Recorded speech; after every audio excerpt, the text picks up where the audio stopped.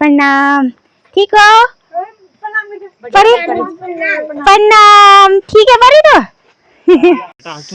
और इस साग को निकालने के लिए ना काफी मेहनत लगती है भाई। कुदाल फावड़ा सारे औजार चाहिए होते हैं साग को निकालने के लिए। वो इसलिए कि ये साग ना जमीन के अंदर काफी गहराई वाले हिस्से में होता है। तो हस्बैंड जी और देवर जी लोग देखिए काफी देर से लगे हुए हैं यहाँ जमीन को खोदने पे।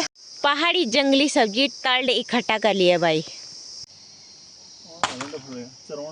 हेलो दोस्तों, नमस्कार। मैं हूँ ज्योति और आप सभी का स्वागत है देवभूमि उत्तराखंड के टिहरी गढ़वाल जिले में मेरे छोटे और खूबसूरत से गांव छिलौगी तल्ली से। अभी सुबह के 9:30 बज रहे हैं। आज के व्लॉग और दिन की शुरुआत भी इसी के साथ हो गई है।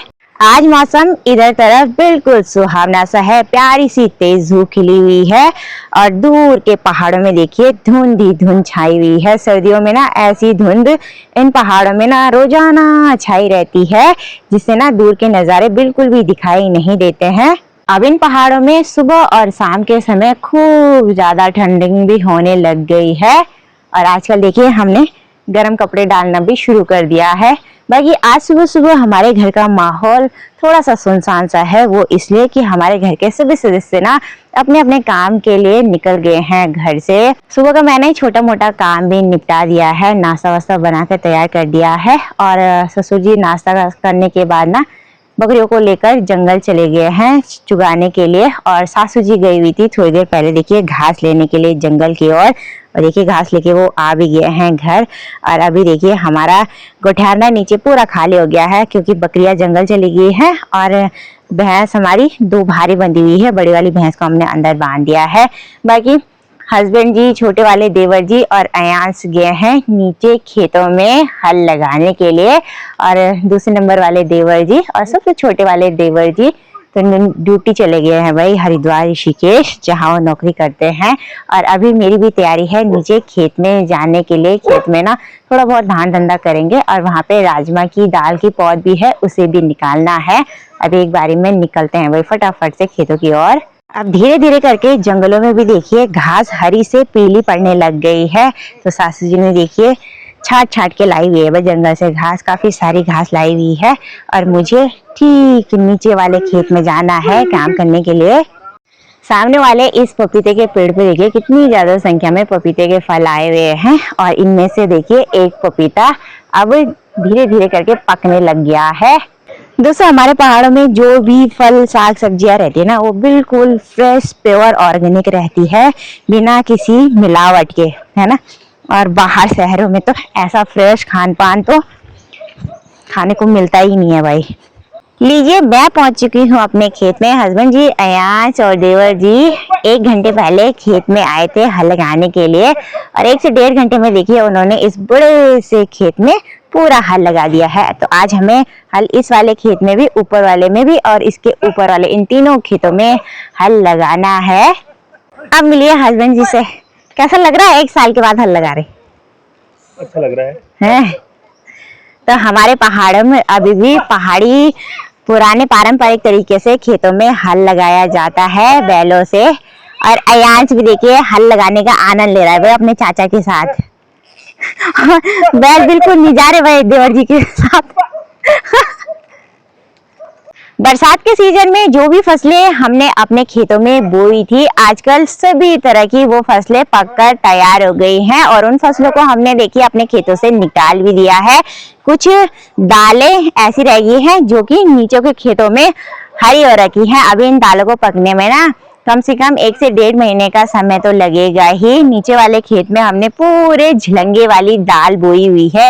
ये एक पहाड़ी दाल है और हिंदी में इस दाल को रण्यास बोलते हैं और कहीं रगड़्यास भी बोलते हैं। पहाड़ों में कदम कदम पर ना हर जगह अलग अलग भाषा बोली जाती है। तो आपकी भाषा में इस खेत में जो दाल हो रही है ना उसको क्या बोलते हैं कमेंट सेक्शन में जरूर से बताइएगा। बाकी कल शाम के टाइम पे सासू जी ने ना इन तीनों खेतों से पूरा खरपतवार निकाल लिया था और खरपतवार निकालने के बाद हमारे ये खेत ना अच्छे से साफ हो गए हैं और आज इन खेतों में हल लगाने का काम हो रहा है। थोड़ी देर बाद मैं और सासू जी ना कोने कोने पे कुदाल से इस खेत को दोबारा से अच्छे से खोदेंगे और उसके बाद ना हम इस खेत में अब सर्दियों के सीजन में जो भी साग सब्जियां होती है यानी कि लहसुन, प्याज, ये सब्जियां लगाएंगे। और अभी तो बहुत ज्यादा काम है भाई इस खेत में करने के लिए। फिलहाल तो हल ही लग रहा है और आजकल सर्दियों में ना खेतों में हल लगाना थोड़ा सा कठिन होता है क्योंकि खेत ना थोड़े टाइट से हो जाते हैं, मिट्टी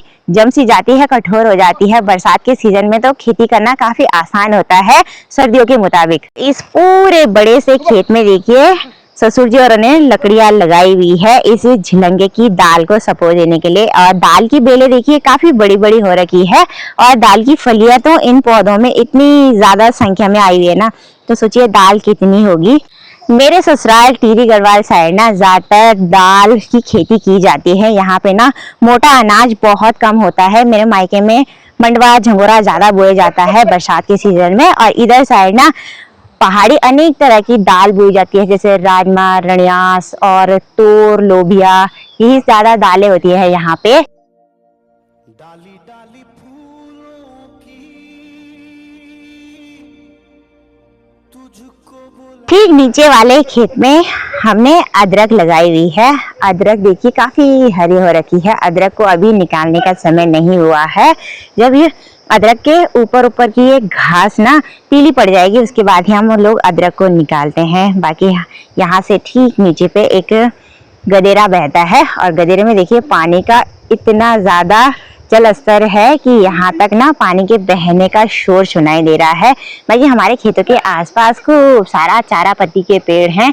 ये भीमल वाली घास है और इस घास को ना हम लोग सर्दियों के दिनों में ही अपने गाय भैंसों को देते हैं।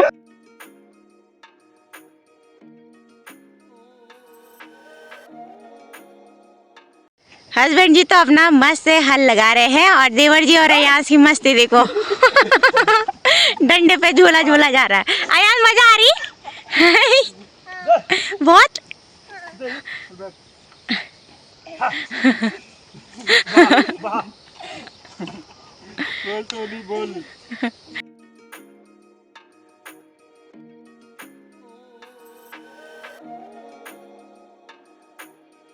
खेत के ऊपर और नीचे कोने के साइड पे हल नहीं जाता है तो वहां पे हम पहाड़ी लोग ना कुदाल से निकालते हैं। भाई देखिए कैसे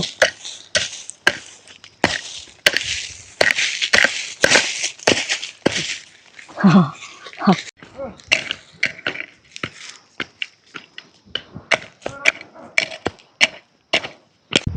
हस्बैंड जी और देवर जी ने खेतों में ना हल चारों ओर अच्छे से लगा रखा है तो धान करने के लिए भी ना कम ही था। इसी के साथ देखिए तीनों खेतों में अब हल भी लग गया है और सासू जी भी थोड़ी देर पहले आ गई थी खेतों में धान करने के लिए।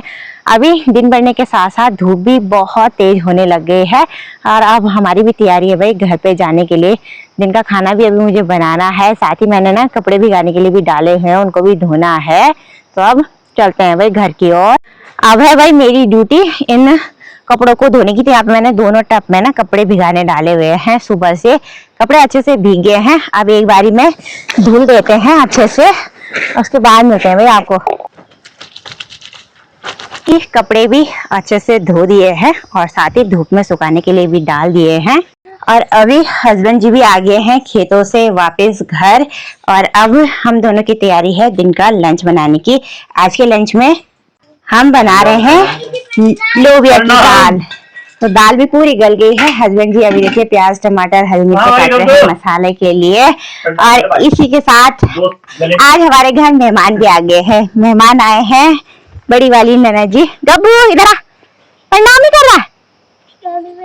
इधर आओ, प्रणाम। कैसे हो? प्रणाम। ठीक है तो हैं? किसके साथ आए तो? मम्मी के साथ हैं? तेरे दादा दादी ठीक है? तेरे कहाँ है? अरे आ रही है। आ रही है? हैं? होली दिवाली कैसी रही? होली अच्छी। हाँ अच्छी। पटाखे भी फोड़े? ये देखो तो ननद जी का बेटा पहले ही घर पे पहुंच गया है। और मम्मी और कहाँ है? अरे अच्छा, मामा से नहीं मिल रहा? मामा गो चलो अंदर जाके मिलो, अंदर जाके। प्रणाम। कैसा है भाई गब्बू? कैसा है? चुगली की करते थोड़ी। नाना को नहीं करो पढ़ना, नाना को भी करो, नाना को। चुगली की करते छोड़ो। हाथ मिला दो दोनों। ए बाबा गाड़ू पार अंशु पापड़ तू क्यों हुआ पापड़ कौन है बड़ा? अयान से बड़ा कि रियांश? कौन है बड़ा? अयान से बड़ा। ये परी भी आ गई है, एक एक करके आ रहे भाई मेहमान। परी पार्सल लड़के नहीं भाई, एक बारी आ जा।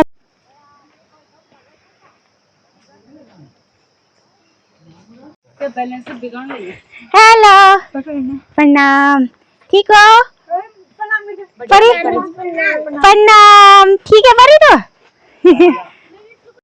प्रणाम। तो चलिए जी फाइनली नन्हा जी और अभी पहुंच गए हैं और ठीक स्वास्थ्य में खाया। ठीक है तुम ठीक हो? हाँ इसमें तो लगे आप बता गए। हाँ और क्या बस यार कुछ नहीं। ठीक है हाँ चल। देखिए शिवानी भी पहुंच गई है। शिवानी भी बड़ी वाली नन्हा जी की हेल्प करने गई थी उसके ससुराल घास काटने के लिए। साफ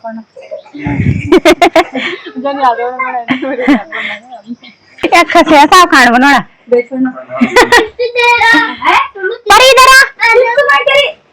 प्रणाम प्रणाम प्रणाम परी प्रणाम।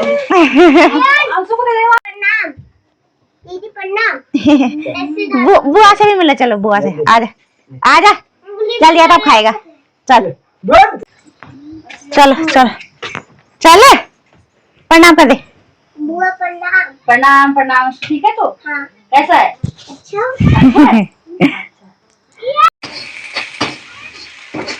दाल और चावल दोनों बनके तैयार हो गए हैं और अब मैं बनाने जा रही हूँ पहाड़ी काकड़ी का रायता। आजकल पहाड़ों में ना काकड़ी का सीजन भी अब जाने लग गया है। देखिए काकड़ी भी अब पीली पीली पड़ने लगी है। आज नन्हा जी अपने ससुराल से आई तो नन्हा जी की सासू जी ने देखिए हमारे लिए ककड़ी भी दे रखी है भाई खाने के लिए। तो चलिए इसी ककड़ी का अब रायता बना लेते हैं। पहाड़ों में जो ककड़ी रहती है ना इन पे बहुत ज्यादा मात्रा में पानी रहता है। खाने में ये बहुत ज्यादा मीठी होती है, स्वादिष्ट सी।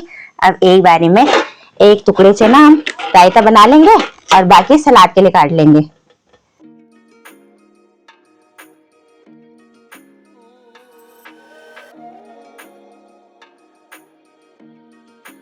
शाम के लगभग 4:30 बज गए हैं। अभी आ गए हम दोबारा अपने खेतों की ओर और आज हम अपने खेतों से ना प्राकृतिक रूप से उगने वाली एक कंदमूल सब्जी को निकालने के लिए आए हुए हैं। यहाँ पे देखिए हस्बैंड जी और देवर जी काफी देर से इस चट्टान को खोदने पे लगे हैं। दिखाओ तो बेटा, दिखाओ सब्जी जरा। तो इस वाली जगह से देखिए मिट्टी के अंदर से ये वाली सब्जी निकली है। इस सब्जी का नाम है तल्ड और इसे ना उबालकर बनाया जाता है। ये सब्जी ना हूबहू आलू की सब्जी की तरह होती है, खाने में बहुत ही ज़्यादा स्वादिष्ट और जंगली सब्जी होने की वजह से काफ़ी पौष्टिक भी रहती है। काफ़ी सारे पोषक तत्व इस साग में विद्यमान रहते हैं और प्रकृति की ना एक अनमोल देन है भाई ये साग हमें। और इस साग को निकालने के लिए ना काफी मेहनत लगती है भाई। कुदाल फावड़ा सारे औजार चाहिए होते हैं साग को निकालने के लिए। वो इसलिए कि ये साग ना जमीन के अंदर काफी गहराई वाले हिस्से में होता है। तो हस्बैंड जी और देवर जी लोग देखिए काफी देर से लगे हुए हैं यहाँ जमीन को खोदने पे और यहाँ नीचे हो रखी है भाई ये सब्जी। देखिए कहाँ फेंका, ये देखिए एक टुकड़ा और मिल गया भाई। तो हमने कम से कम 8 से 1.5 किलो पहाड़ी जंगली सब्जी तल्ड इकट्ठा कर लिया भाई। और अभी शाम के टाइम पे देखिए सासू जी नीचे वाले खेत में ना घास निकाली है। आजकल खेतों के आसपास काफ़ी सारी हरी हरी घास भी हो रखी है।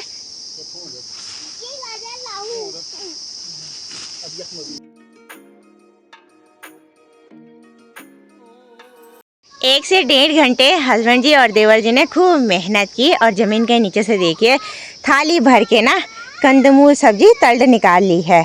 ये जो तल्ड होते हैं जड़ की तरह होते हैं। कंदमूल फल सब्जी है वो, कंदमूल फल ही बोलते हैं। अच्छा हस्बैंड जी कह रहे हैं कंदमूल फल। तो ये सब्ज़ी देखिए अंदर से कुछ ऐसी होती है सफ़ेद सफ़ेद। और अब सब्जी को धोते हैं और बनाना शुरू करते हैं। उसके बाद बॉयल करते हैं, सेम अरबी की तरह बॉयल करते हैं, फिर उनको काटते हैं, फिर आलू की तरह। और आज हमारे घर पे देखिए खूब सारे बच्चे आए हुए हैं भाई। इनके आने के बाद खूब रौनक वाला माहौल हो गया है। यहाँ से गुब्बारे में पानी भर गया। ये गुब्बारा लौकी की तरह हो गया यहाँ से। किसने दिया यहाँ से गुब्बारा? ये गुब्बारा दीदी ने। दीदी ने? कौन सी दीदी ने?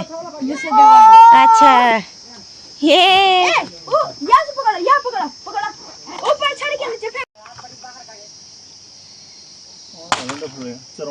तड़ को 2-3 पानी से अच्छे से हमने धो लिया है और एक बर्तन में भी रख दिया है।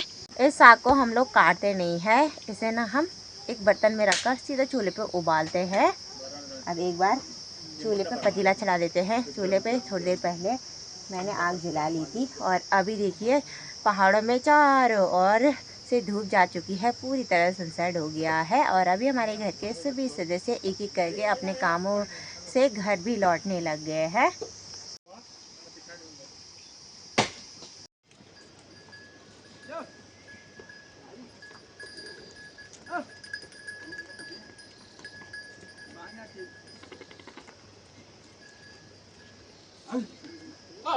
तड़ की सब्जी को हमने चूल्हे पे 10 से 15 मिनट तक लकड़ियों की तेज आंच पे उबाला। और अभी देखिए तड़ना अच्छे से पक चुके हैं। ये देखिए काफ़ी गर्म हो रखे हैं, हाथों से पकड़े भी नहीं जा रहे। ये देखिए हाथों से ही टूट जा रहे हैं, 2 टुकड़ों में अच्छे से उबल चुके हैं। और अंदर रसोड़े में देखिए सासू जी पीस रही है लोबिया की दाल। तो आज क्या बनाना? पकौड़ा की सवावा? पकौड़ा। तो आज बन रहे हैं जी पहाड़ी स्टाइल से लोबिया दाल के पकौड़े। हमारे पहाड़ों में बड़े ही फेमस हैं भाई। किसी भी बार त्यौहार या शुभ कार्य में पकौड़े ज़रूर से बनाए जाते हैं। आज ननद जी लोग आए हैं तो इसलिए सासू जी ने देखिए दाल भिगोई थी और अभी दाल को पीसने का काम हो रहा है, वो भी सिलबट्टे पे। सिलबट्टे पे पीसी हुई दाल के पकौड़े बहुत ही स्वादिष्ट होते हैं भाई खाने में।